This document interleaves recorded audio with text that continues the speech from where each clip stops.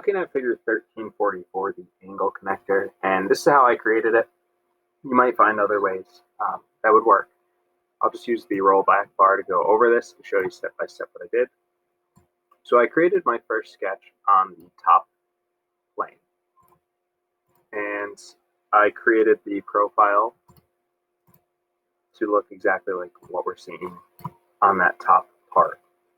All right, so from here, I took this and I did an extrude at the height at 0.56, whether it's up or down.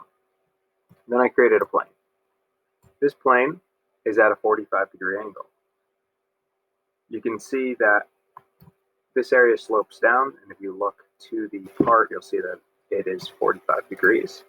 And then I created my second sketch. Sketch 2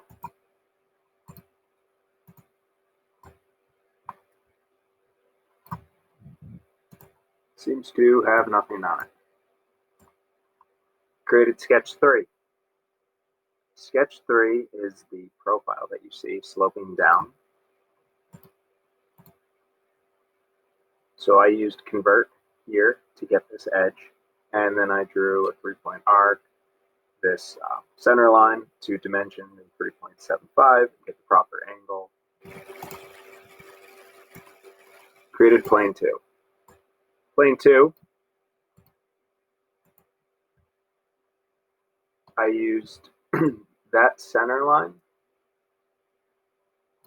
and made this plane perpendicular to it. But I do not believe I actually referenced plane 2. I did that just as a thinking I might need it. Now, sketch 4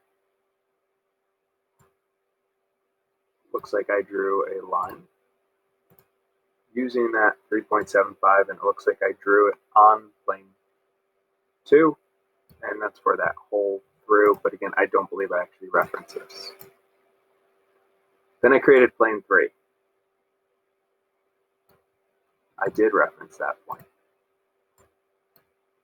This line that's on plane 2, that's perpendicular to this line, is 0.4 down. This area here is not perpendicular, or the sketch below isn't, or parallel with this. It is at a 0.4 distance here, so it actually slopes. It's larger on the top and gets smaller towards the bottom. Now, this plane 3 that I created uses 3 points, 0.1, 0.2, and then 0.3. And now, if you were to take a look, plane 3 is not, in fact, parallel with plane 1. I created sketch 5. Sketch 5 is almost identical to this one. I did have to redraw it. I did convert this bottom edge here, because if I just converted this sketch down, you'd be left with a small piece of material here to remove, and you wouldn't have this edge that you could see in the part. Then I used Loft.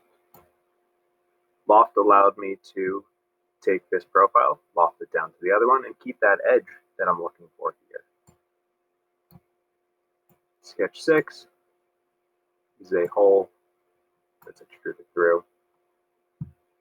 Get those dimensions. Sketch 7, go to this one. I used this for all 3 holes. So I needed to dimension all of this to find where this one point is. So I used a line here and a point, and then added my dimensions. To create the slot, I used the slot tool and this line here, and just dimensioned it. Extrude 3 was to take those holes through. I did right click on this one and choose show, or I could just press this eyeball here at the end to turn it off, but I need it on because then I designed hole 1 using that point. Hole 1 is a counter bore custom, typed in my dimensions, and then sketch 4, not sketch 4, sketch 7, I did this extrude at the 0.6, and that is how I created the angle connector. Hopefully this is helpful.